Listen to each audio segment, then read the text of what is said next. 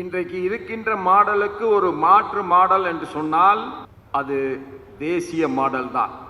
காமராஜரை நாடாண்டவரை நாடார் என்று சொன்னார்கள். பொன் முத்துராமலிங்க ஐயா அவர்களை தேவர் என்று சொன்னார்கள். ஜாதி என்கின்ற சிறைக்குள்ளாக அவர்கள் வைக்கப்பட்டிருக்கிறார்கள். என்றைக்கு நாம் அதை உடைத்தெறிந்து இந்த தலைவர்களுடைய மகத்தான தியாகத்தை எல்லாம் தமிழக மக்களிடத்தில் எடுத்துச் செல்கின்றோமோ அன்றைக்குத்தான் தேசியம் இந்த மண்ணிலே மலர முடியும். அது ராஜீவ்காந்தியை கொலை செய்தவர்களாக இருந்தாலும், கோயம்புத்தூரிலே வெடிகுண்டுகளாலே துளைத்தெடுத்தவர்களாக இருந்தாலும், அவர்கள் எல்லாம் ஏதோ தியாகியை போல அரவணைக்கின்ற ஒரு போக்கு இந்த மண்ணிலே இருக்கிறதே. இன்றைக்கு இருக்கின்ற மாடலுக்கு ஒரு மாற்று மாடல் என்று சொன்னால் அது தேசிய மாடல் தான். அந்த தேசிய மாடல் என்பது தமிழகத்தை பொறுத்தளவில் காமராஜர் மாடல் தான் தமிழகத்தினுடைய தேசிய மாடலாக இருக்க முடியும். எத்தனை அணைகள், எத்தனை பள்ளிகள், எத்தனை கல்லூரிகள், படிக்காத சமுதாயமாக இருந்த தமிழ் சமுதாயத்தை பசியோடு படிக்க வேண்டாம் என்று மதிய உணவோடு சேர்த்து படிக்க வைத்த பெருமை ஒரே ஒரு தலைவனுக்குத்தான் உண்டு. அது பெருந்தலைவர் காமராஜர் அவர்கள்தான். ஆனால் அப்படி அற்புதமான தேசியம் ஏன் தமிழ் மண்ணிலே தோற்று போனது என்று சொன்னால், நான் பார்க்கிறேன் எத்தனையோ பேர் தமிழிலே மிக அழகாக அற்புதமாக பேசுகின்றவர்களை தமிழகம் பெற்றிருக்கிறது. ஆனால் அதிலே ஒரு துரதிர்ஷ்டம் என்னவென்று சொன்னால், சொல்லுக்கும் செயலுக்கும் சம்பந்தமில்லாத தலைவர்களைத்தான் நாம் பெற்றிருந்தோம். அதிலே ஒரு விதிவிலக்குத்தான் தமிழையே அருவியாக கொட்டுகின்ற தமிழருவி மணியனை போன்றவர்கள். அதற்கு ஒரு மாற்று வேண்டும் என்று சொன்னால் அவன் தேசிய பார்வை கொண்டவனாக இருக்க வேண்டும். இன்றைக்கு திராவிடருடைய மாடலினுடைய வெற்றி எங்கே துவங்கியது என்று சொன்னால், தேசிய தலைவர்களை எல்லாம் ஒரு ஜாதிக்குள் அடைத்தார்கள். அதிலே இருந்துதான் அவர்களுடைய வெற்றி துவங்குகிறது. நான் நினைத்து பார்க்கிறேன், கவிஞர் காமராஜரை பற்றி சொல்லுகிறார். முக்கால் சட்டைக்கும் முளத்துண்டு வேஷ்டிக்கும் தன் தனி மனது சுவருக்குள் ஒரு சுவரை எழுப்பிக் கொண்டவன். அப்படி இல்லாலும் இல்லால், இல்லை என்ற ஏக்கமும் இல்லான் என்கின்றான். தான் ஒரு மனைவியை கொல்லவில்லையே என்கின்ற ஏக்கம் கூட இல்லாதவன், காதலியே அரசியலுக்காக சமர்ப்பித்து விட்ட கங்கை அவன். பழனிமலை ஆண்டி கையில் கூட ஓடு இருக்கிறது, உன்னிடம் அது கூட இல்லையே என்று கவிஞன் காமராஜரை பற்றி அவருடைய வாழ்க்கையை சில வரிகளில் சுருக்கி சொல்கிறான் நமக்கு.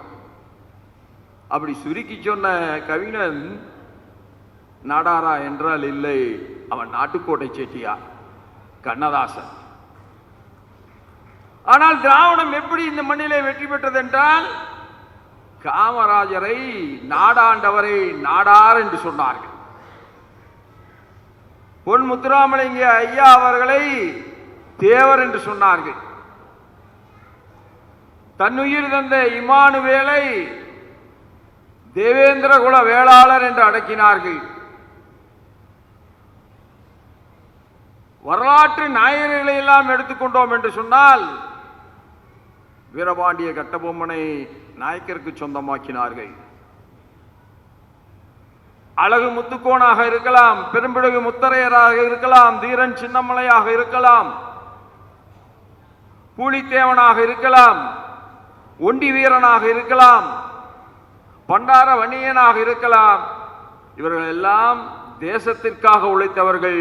தேசிய நோக்கில் ஆங்கிலேய பேரரசை எதிர்த்து போராடியவர்கள். அவர்களுக்கெல்லாம் இன்றைக்கு ஜாதி என்கின்ற சிறைக்குள்ளாக அவர்கள் வைக்கப்பட்டிருக்கிறார்கள்.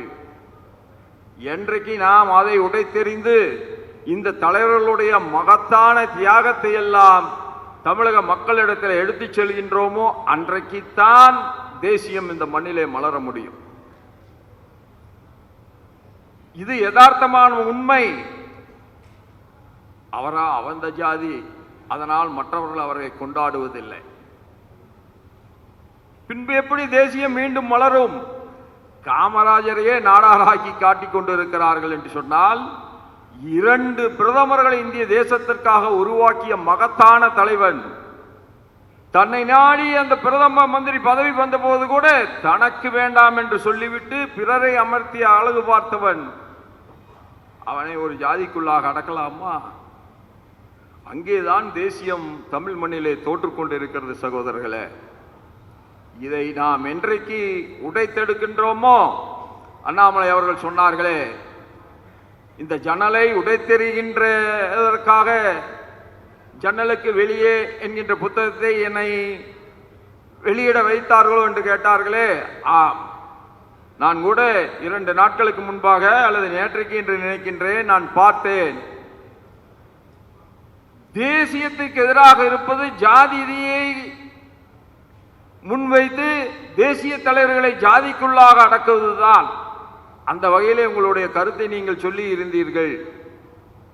தமிழருவி மணியனை விட மிக அழகாக மதவாதத்தை யாராலும் எடுத்து வைக்க முடியாது.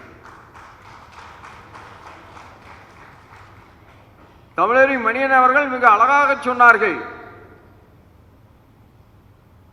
சபை கூடுகிறது, யாருக்கு வாக்களிப்போம் என்று முடிவெடுக்கிறார்கள், வாக்களிக்கிறார்கள். யார் என்ன செய்தார்கள் என்று பார்த்து வாக்களிக்கவில்லை, யார் எந்த மதத்தை சார்ந்தவர்கள் என்று பார்த்து வாக்களித்தார்கள். அதுதான் உண்மையான மதவாதம். கொலைகாரர்களுக்கெல்லாம் பாராட்டு வழங்குகின்ற மண்ணாக நம்முடைய தமிழ் மண் மாறி நிற்கிறதே. அது ராஜீவ்காந்தியை கொலை செய்தவர்களாக இருந்தாலும், கோயம்புத்தூரிலே வெடிகுண்டுகளாலே துளைத்தெடுத்தவர்களாக இருந்தாலும், அவர்கள் எல்லாம் ஏதோ தியாகியை போல அரவணைக்கின்ற ஒரு போக்கு இந்த மண்ணிலே இருக்கிறதே. இது துடைத்தெறியப்பட வேண்டும் என்று சொன்னால் நாம் அனைவரும் ஒன்றிணைந்து செயல்பட்டால் மட்டும்தான் அது சாத்தியம். இது அரசியல் அல்ல. நான் சொல்வதெல்லாம் நல்லவை நடந்தேற வேண்டும், நல்லவை அரங்கேற வேண்டும். நல்லவர்கள் எல்லாம் வெளியிருந்து பார்ப்பதும் மற்றவர்கள் எல்லாம் நாடாளுவதும் என்கின்ற நிலையை மாற்றி காட்டியாக வேண்டும். ஒரு மகத்தான யுக புரட்சியை நாம் இந்த மண்ணிலே தோற்றுவித்தாக வேண்டும். ஜனநாயகம் என்பது தமிழகத்தை பொறுத்தளவில் பணநாயகமாக மாறிப்போயிருக்கிறது. தமிழருவி மணியன் அவர்கள் ஜூனியர் விகடனிலே தொடர்ந்து எழுதி கொண்டு வந்ததெல்லாம் இன்றைக்கு புத்தகமாக வெளியிடப்பட்டிருக்கிறது. பாலிடிக்ஸ் அண்ட் சொசைட்டி, அற்புதமான தலைப்பிலே கோவாடிஸை பற்றி சொன்னார்கள். நான் ஒன்றிலே மிக தெளிவாக இருக்கிறேன். நாம் எங்கே போய் முடிக்கப் போகிறோம் என்பதிலே தெளிவு. அது தர்மத்தை ஒத்ததாக மட்டும்தான் இருக்கும். ஆனால் இன்றைக்கு எங்கே போய்கொண்டு இருக்கிறோம் என்பது மட்டும்தான் வேதனைக்குரியதாக இருக்கிறது. அதை மாற்றி காட்டையாக வேண்டும். அதில் பல்வேறு தலைப்புகளிலே மிக அற்புதமாக தமிழருவி மணியன் அவர்கள் எழுதியிருக்கிறார்கள். அதில் லிக்கர் ஒன்று வருகிறது. ஒரு தலைமுறையே மது என்றால் என்ன என்று தெரியாத அளவிற்கு காமராஜர் அவர்கள் தமிழக மக்களை வார்த்தெடுத்தார்கள். ஆனால் இன்றைக்கு மது விற்பனை பல 1000 கோடியை 30,000 கோடியை தாண்டி ஓடிக்கொண்டிருக்கிறது. அதில் அமைச்சர் அவர்களுடைய அற்புதமான அந்த வியாபார யுக்தி தான் என்னை மேலும் வேதனையிலே ஆழ்த்தியது. 2 பேர் சேர்ந்து ஒரு கோட்டரை வாங்கி சாப்பிடுவதற்கு பதிலாக நாங்களே டெட்ரா பேக்கிலே குறைந்த அளவிலே கூட கொடுக்கிறோம், 10 ரூபாய் இருந்தாலும் 30 ரூபாய் இருந்தாலும் நீங்கள் சாப்பிட்டு விட்டு போங்கள் என்று சொல்கின்ற அமைச்சரை நாம் முதன்முறையாக பார்க்கிறோம். இதுவரெல்லாம் மதுவை ஒழிக்கப் போகிறார்கள். 30,000 கோடியை மத்திய அரசு அள்ளி தந்தாலும் கூட இவர்கள் மதுவை ஒழிக்க மாட்டார்கள். ஏன் தெரியுமா? வெள்ளம் வந்தால் கூப்பாடு போடுகிறவன், மாலை வந்தால் அந்த குடிபோதையிலே தன்னுடைய சுயநினைவை மறந்துவிட வேண்டும் என்பதற்காகத்தான் இந்த மது விற்பனை இவ்வளவு தூரம் தமிழகத்தில் எடுத்துச் செல்லப்படுகிறது. சகோதரர்களே, இந்தியாவிலேயே மிக அதிகமாக மது விற்பனை செய்கின்ற மாநிலமாக நாம் சாதனை படைத்துக் கொண்டிருக்கிறோம். பின் எப்படி நம்முடைய அறிவு மழுங்காமல் இருக்க முடியும்? எதையும் தட்டி கேட்கின்ற தமிழனுடைய வீரகுணம் இன்றைக்கு மதுவிற்கு அடிமையாக கிடக்கிறது. 30,000 கோடி அல்ல, 40,000 கோடி தந்தாலும் இந்த சாராய ஆலை அதிபர்களாக இருக்கின்ற இவர்கள் ஒருபோதும் பூரண மது விலக்கை தமிழகத்தில் கொண்டு வரவே மாட்டார்கள் என்பதை நாம் புரிந்து கொள்ள வேண்டும்.